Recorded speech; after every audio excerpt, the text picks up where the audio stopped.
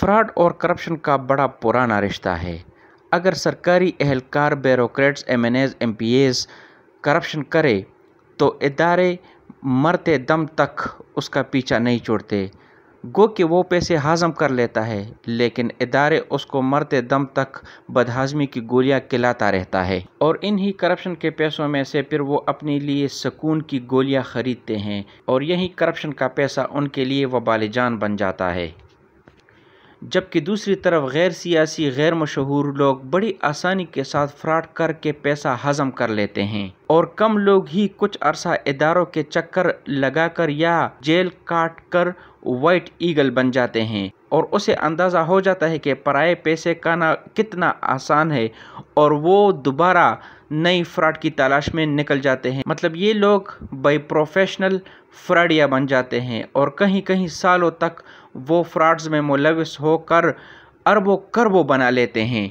कभी online digital currency के नाम पर फ्रॉड, तो कभी मुजारबत के नाम पर फ्रॉड, तो कभी सस्ती मोटरसाइकिल के नाम पर फ्रॉड। आज पेशावर प्रेस क्लब में फ्रॉड्स के हवाले से एक बहुत अहम प्रेस कॉन्फ्रेंस हुआ जिसमें मुतासिरीन ने डॉलर और यूरो के ज़रिए की गई फ्रॉड को बेनकाब किया। इस तरह के फ्रॉडिया लोग ना अल्लाह से डरते हैं, ना जरगों से और ना किसी की धमकियों से। ये डरते हैं तो सिर्फ नेब से और इदारों से डरते हैं। लेकिन मौजूदा हुकूमत ने नेब के पर काट कर फ्रॉडियों के लिए और भी आसानियां पैदा कर दी। लिहाजा हम यहाँ पर सारे इकट्ठे हुए हैं और ये दरख्वास्त करते हैं जितने भी अथॉरिटीज़ हैं, जितने भी बड़े बड़े इंस्टीट्यूट्स हैं हमारे, चाहे वो FIA हो, चाहे नेब हो। नेब ने इस हवाले से एक्शन लिया भी हुआ है।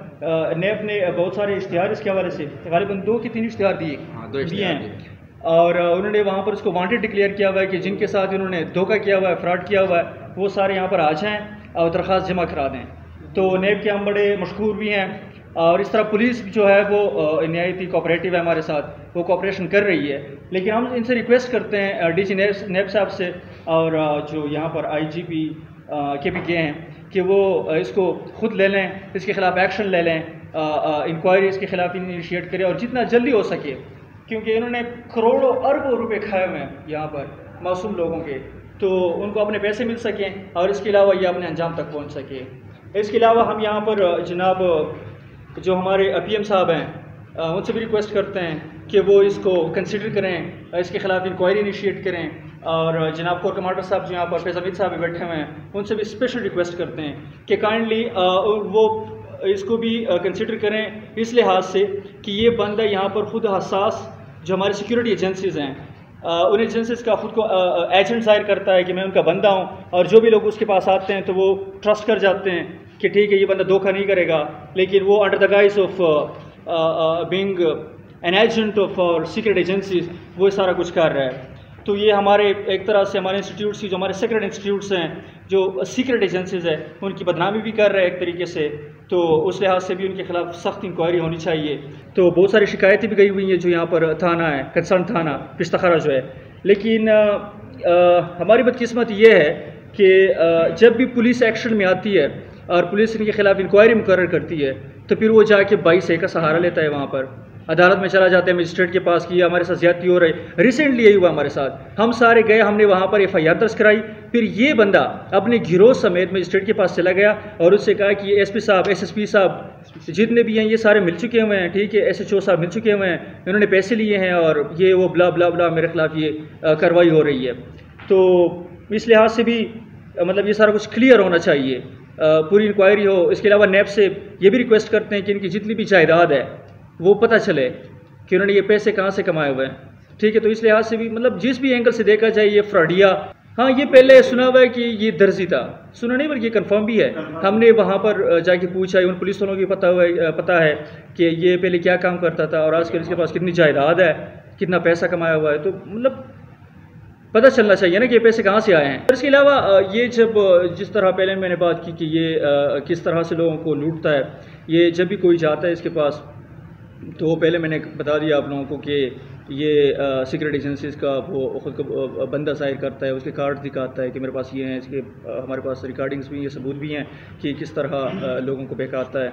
और दूसरी बात ये कि जब पता चल जाता है कि ये तो हमारे साथ फ्रॉड हो रहा है, धोखा कर रहा है, तो वो लोग जाते हैं उसके पास कि यार हमें पैसे वापस कर दें, फिर वो धमकियों पे आ जाता है कि यार मैं तो ये हूँ, मैं ये कर लूँगा, वो कर लूँगा। इसके अलावा बहुत सारे लोगों से इन्होंने चेक भी लिए हुए हैं, ठीक है, और वो चेक क्या करते हैं, जब वो पैसे मांगने लग जाता है तो वो चेक यूज़ करते हैं और उन लोगों को ब्लैकमेल किया जाता है।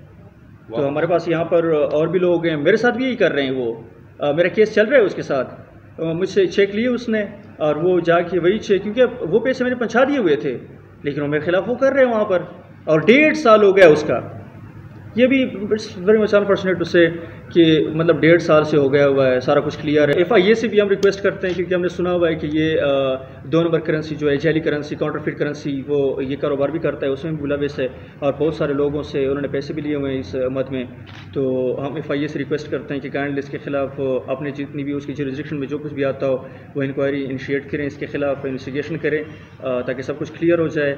और जितने भी पैसे उन्होंने लिए हुए हैं लोगों से, मासूम लोगों से, जमा पूंजी जो वो करते हैं, जमा करते हैं और फिर वो जाके इस तरह लूटते हैं डबल शाह की तरह। इतने पैसे डबल शाह ने भी नहीं खाए थे जिस तरह ये पेशावर के दिल में बैठ कर यहाँ पर पेशतखरा में लोगों से करोड़ों अरबों रुपए खा गए ये बंदा।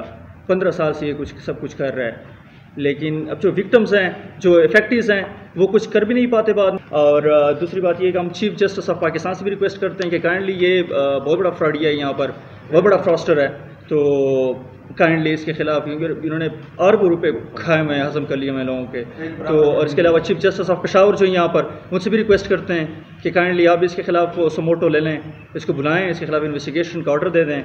आज अखबार में इसने कोई यहाँ पर कॉलोनी स्टार्ट की हुई थी डॉक्टर नाम से, तो डॉक्टर कॉलोनी जो है वहाँ पर उन्होंने फेक जो प्लॉट्स हैं वो लोगों को बेचे हुए हैं, तो उसके खिलाफ वो भी इश्तिहार आया हुआ है और ने अपने लोगों को कॉल किया हुआ है कि वो आ जाएँ, दरख्वास्त जमा करा दें जिनके साथ ये फ्रॉड हुआ है। तो हर लिहाज से ये बंदा करप्ट है। हालांकि मैंने पहले दिन उससे कहा हुआ था कि कानून में बड़ी ताकत है, तो कानून के अंडर जब आएगा ना तो बहुत पछताएगा, लेकिन उसने कोई बात नहीं सुनी। और आज हम आए हुए हैं, आपके सामने बैठे हैं, और भी बहुत सारे हज़ारों लोग हैं, लेकिन वो जिस तरह वो सामने नहीं आ सकते, मैंने बता दिया आप लोगों को। तो भरपूर कार्रवाई इसके खिलाफ करें। सबसे रिक्वेस्ट करते हैं एक बार फिर जो है DCFIA से रिक्वेस्ट करते हैं, यहाँ पर जो कोर्ट कमांडर है फैज़ हमीद साहब, हमारे जो चीफ जस्टिस साहब हैं उनसे रिक्वेस्ट करते हैं, यहाँ पर पेशावर के जो चीफ जस्टिस हैं, IGP जो है यहाँ पर, उनसे रिक्वेस्ट करते हैं कि काइंडली इसको कंसिडर करें, इसके खिलाफ इंक्वायरी इनिशिएट करें और इसको अपने अंजाम तक पहुंचा दें जो ये डिज़र्व करता है यहाँ पर, ताकि ये बिहाइंड द बार्स होना चाहिए। और this person won't stop here, ये यहाँ पर रुकेगा नहीं, ये आगे जाएगा और ये कर रहा है, ये उसकी आदत बन चुकी हुई है। Thank you very much. अच्छा ब्रदर, मुझे ये बताइए कि इन फ्रॉड के टोटल पैसों का हुजम कितना होगा, मतलब इसने कितने पैसों का फ्रॉड किया होगा? ये इस हवाले से हम नेब के पास गए हुए थे, तो सबसे पहले हम FIA के पास गए हुए थे, ठीक है। तो FIA ने कहा कि ये हमारे जुरिसडिक्शन में नहीं आता, तो हम नेब के पास चले गए। तो नेब ने कहा कि अगर ये 20 करोड़ से मतलब ऊपर हो, 200 मिलियन से, तो हम इसको हम कंसिडर करेंगे। और अब तो नेब ने इंक्वायरी का ऑर्डर भी दिया हुआ है, ठीक है, इश्तिहार आ चुके हुए हैं, तो इट मीन्स कि 20 करोड़ से फिगर ऊपर चला गया हुआ है। तो और दैट हैपन मतलब इन 1 or 2 वीक्स, आई थिंक 2 हफ्तों में सारा कुछ हो गया जिन्होंने इंक्वायरी इनिशिएट की।